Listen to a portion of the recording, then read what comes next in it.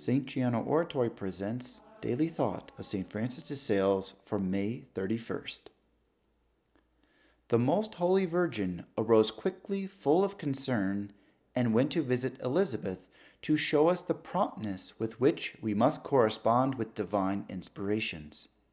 Indeed, when the Holy Spirit touches a soul, he drives out all forms of laziness and tepidity, defects that often give us trouble in our own spiritual life. He dearly loves diligence and promptness in all that concerns the execution of the divine will.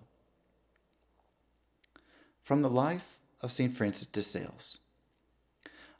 On the day of the Visitation of 1610, which was then celebrated on January 2nd, the saintly bishop went to visit the first mothers of the Institute.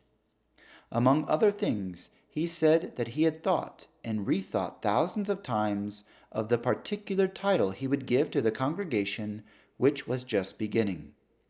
Finally, he had decided to call it the Congregation of the Visitation, not only because he intended his daughters to serve the poor, but also because he saw in this mystery so many spiritual applications useful for forming the spirit of the new religious.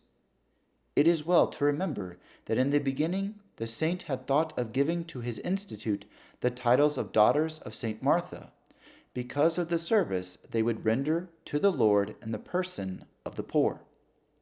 Afterwards, he thought of calling them the Oblates of the Most Holy Virgin. At last, he decided on the title of the Visitation of Our Lady. But the people of Annecy, won over by the great modesty of these religious, began to call them the St. Marys.